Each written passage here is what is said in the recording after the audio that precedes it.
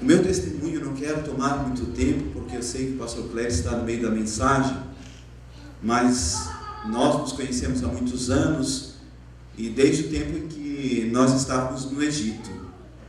E eu me converti, o Cléber também se converteu quase mais ou menos na mesma época. Minha conversão foi em 95.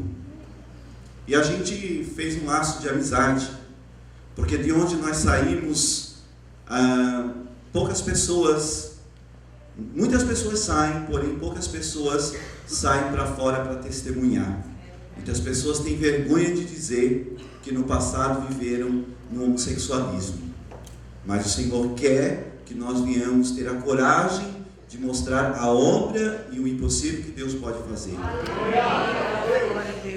E sendo assim, nós caminhamos um tempo e oramos muitas vezes no monte junto. Só que chegou um tempo que eu enfraqueci. Por que eu enfraqueci? Eu penso até hoje que é porque eu queria me casar e não acontecia o casamento. Eu muitas vezes chegava pertinho de me casar e algo acontecia e voltava tudo para trás. E eu comecei a olhar para o céu e dizer: Deus, então o Senhor não quer que eu me case? E fui me entristecendo. E tem um versículo que explica isso. Está escrito em Provérbios capítulo 13, versículo 12. A esperança demorada enfraquece o coração, mas o desejo alcançado é a árvore da vida. Eu naquela busca e naquela demora, eu enfraqueci o meu coração, adoeceu e eu sucumbi. E eu caí e o Cléber viu tudo isso acontecer, mas nunca desistiu de orar por mim. E eu trabalhava na Rua Vital Brasil, aqui no Cruzeiro do Sul, uma gráfica, e o Cléber volta e meia aparecia por lá para ver como é que estava o coração do desviado, o pródigo. E eu dizia: Cléber, está tudo na mesma coisa. Eu não tenho mais fé para voltar para o caminho de Deus. E assim continuou muito tempo. E ele dizia: eu vou no monte e eu vou orar por ti. E isso foi muito repetidas vezes. E lembro então que chegou um dia em que ele foi lá e ele me assustou. Ele disse na frente de um outro colega também evangélico, ele disse: Alílio, eu vim aqui para te colocar duas opções. Tu vai escolher uma e através dessa escolha eu vou orar pela última vez, depois não vou mais orar por ti. E eu digo: então diz lá o que é, Cléber. E ele disse: olha, ou Deus te transforma para te pregar o evangelho na terra, fazer a obra dele, ou ele te prepara num leito de enfermidade e te recolhe para o céu.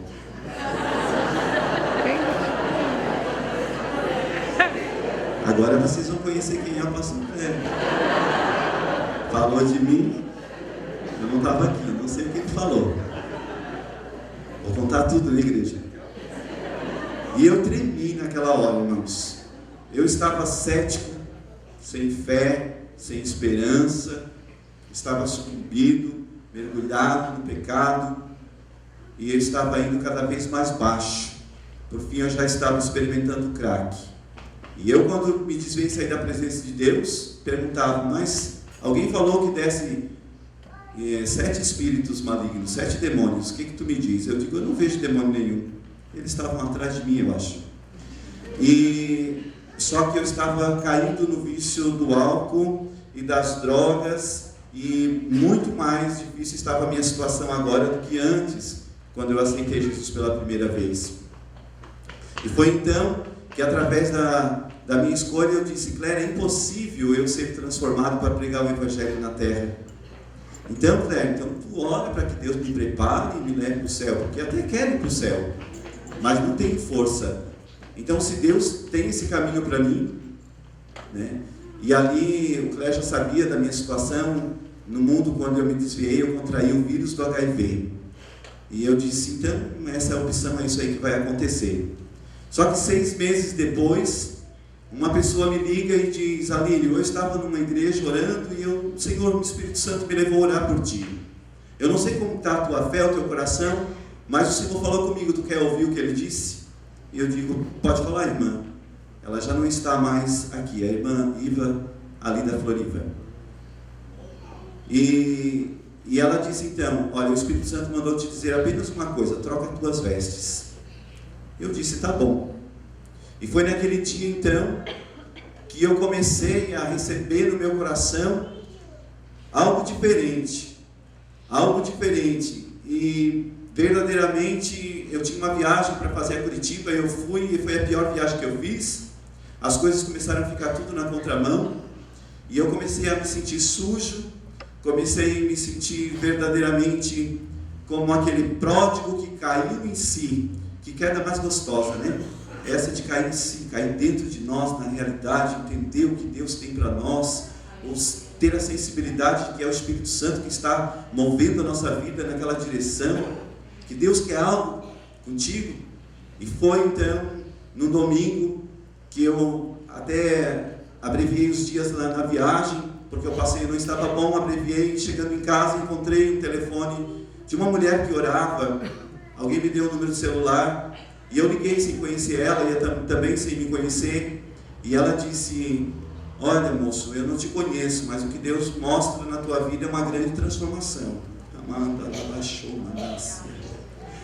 irmãos, quando eu ouvi isso, era 3 horas da tarde, no domingo, eu chamei a pessoa que estava morando comigo, e eu disse: olha, eu sinto que é Deus que quer falar comigo.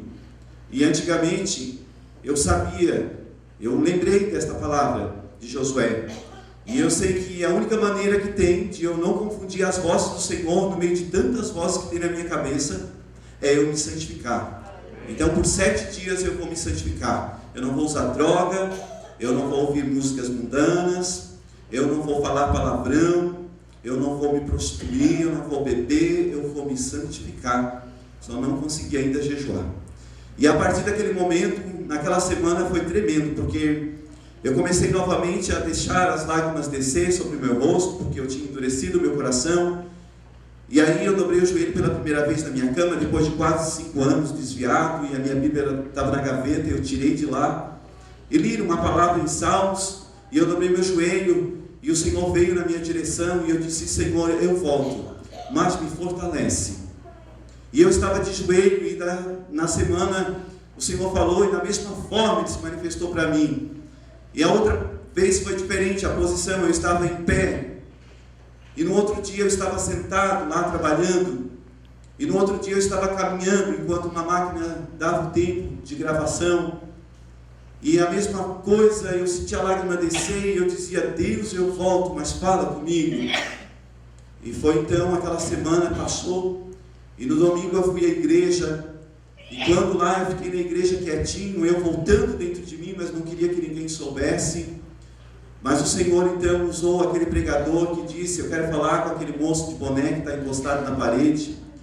E ele disse: tu entrou aqui comendo o pão que o diabo amassou, mas hoje, se tu quiser, tu vai sair daqui comendo o pão que é Jesus. Nos últimos dias tu tens falado com Deus, de joelhos, sentado, de pé e andando, e uma coisa tu tens pedido e o Senhor tem para te dar. E no momento que ele falou assim, foi profético, veio forte sobre o meu coração, eu não senti mais as minhas pernas, e eu caí ali de joelho, eu não fui para frente porque eu não conseguia andar, e ali eu fiz uma aliança com Deus, ali eu voltei, e aí então eu comecei a entender que o que Deus fez naquele momento na vida do Clério e do lar foi profético, para que hoje eu viesse a dizer para vocês, igreja, que o que era impossível para mim, Deus fez. Dentro de mim não tinha força, não tinha esperança, era impossível. O Senhor fez com que aquilo ali se tornasse real, o que eu fosse verdadeiramente compreender, para nunca me esquecer que o impossível Deus faz. Aleluia. E me encurtando, não quero demorar, mas preciso completar algo, que aí então voltei para os caminhos do Senhor, e agora casamento. Então tem sempre aquelas irmãs, aqueles irmãos que são os casamenteiros na igreja. E logo me viram chegando solteiro, né, sozinho. E aí ela veio: irmão, eu tenho uma bênção para te apresentar. Eu disse: sangue de Jesus tem poder, irmão. Ou irmão, tu não quer casar? Quero sim, tudo que Deus tem para mim eu quero. Mas Ele vai trazer, eu não vou buscar nada. Eu não vou fazer com as minhas forças. Eu vou esperar no Senhor, porque com as minhas forças eu só me quebrei. Então eu vou esperar o tempo do Senhor. Aleluia. E ali a gente foi caminhando, e de repente Deus mostrou a Rebeca na igreja, alguém lá foi usada para dizer que ela estava gostando de mim, e eu disse, eu não acredito, mas já comecei a ficar todo bobo. E aí, de repente, eu criei coragem e fui falar com ela. E aí ela disse, é verdade, mas tu nunca deu confiança. Eu disse, mas eu nunca percebi. E eu queria assim, irmãos, eu queria uma mulher onde que partisse de mim, onde que eu pudesse descobrir essa mulher, onde que Deus pudesse me mostrar verdadeiramente, porque eu tinha muita confusão, eu não sabia, não entendia nada de mulher. E aí eu disse, Deus, tu entende mulher, escolha certa para mim. E aí foi então que eu conversando com ela, vamos orar. E a gente fez um plano nada agradável, dá claro. Escolhi um amigo para falar, não sabia, nem ela nem eu, que era só 1 minuto e que acabava a ligação. E aí eu em Criciúma e ela lá no Sangão. Que namoro mais chato para começar, falando só 1 minuto e caindo a ligação, não dava para falar metade. E aí a gente ficou meio assim atrapalhado naquele princípio e ela queria, né? A mulher sempre é mais rápida para pensar e decidir, é mais decidida que um homem. E aí ela queria uma decisão e eu não tinha decisão, então eu fui para o joelho, eu digo, Deus, o que eu faço? O Senhor falou comigo, não é tempo de namorar. Que difícil, irmãos, e agora o que eu falo para ela? Fala o que eu te mandei, o que eu te falei, seja sincero. E eu fui a ela e disse, achei que ela ia chorar, se escabelar, mas ela disse, tudo bem. E aí aconteceu, irmãos, que em 8 meses, ela ficou servindo a Deus, quietinha, indo para os cultos, para casa, não se contaminou com aquela noiva, a igreja verdadeira que não se contamina. Eu também não tive outra pessoa. E eu de repente começou a abrir o meu coração e eu vi, meu Deus, mas ela é tão bonita. Eu começava a olhar ela se preparar, toda perfumada, e sair com os jovens para ir em outra igreja, igreja Morro da Fumaça, em Tubarão. E eu digo, ai, se ela arruma um namorado, eu vou ficar na mão. E aí um dia na palavra, Deus usou o pastor que pregava sobre Lázaro. E ele disse, irmão, é nós que temos que remover a pedra. Deus ressuscita, mas temos que remover a pedra. E eu digo, essa é a minha vez, então eu vou. E aí aconteceu, irmãos, que eu fui conversar com ela, mas com muito medo, na porta da igreja. Eu disse para ela, primeiro ouve tudo que eu tenho para falar, depois tu pode me dar um fora e dizer o que tu quiser. E aí quando eu disse a ela que eu estava amando ela, que eu queria me casar com ela, ela disse, pois é, muitas vezes eu orei porque tu não quis, orei para Deus tirar do meu coração, mas cada vez aumentou mais. Aleluia. E eu disse a ela, tudo, mas nós não vamos poder ter filhos. Você aceita isso? Tem que ser assim, porque sou portador do vírus, e o nosso relacionamento vai ser com proteção o resto da vida, então quer dizer que eu nunca vou poder te dar um filho. Não tem problema, nós adotamos. Aleluia. E aí a gente começou a namorar em dezembro, noivou em janeiro e casou em fevereiro. Irmãos, você já tinha esperado muito da outra vez. Assim. Aí vocês não estão sendo meus amigos, né? Aconteceu assim, queridos, que nós casados, aí veio então mais um impossível na minha vida. Foi quando eu comecei a olhar para ela vendo aquelas barriguinhas, aquelas crianças no colo, e eu comecei a ver o desejo dela. E eu disse, Senhor, a minha esposa tem desejo de ter um filho, e agora?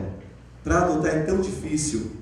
Então eu indo no médico, aí a secretária também evangélica, ela disse, vocês não vão ter filho, Aline? Eu disse, tá louca? Como eu vou colocar ela em risco? Ela disse, olha, você nunca quis tomar um remédio, mas se você tomar e corresponder os exames, você pode tentar, tem um dia no mês que você pode tentar. Eu disse, meu Deus, isso é impossível, eu conheço gente que está tentando 6 anos, não conseguiu, eu só tenho uma chance no mês. E aí, queridos, para a honra e glória do Senhor Jesus, no primeiro mês correspondeu os números que o médico precisava, e na primeira tentativa que nós fizemos veio a Milena.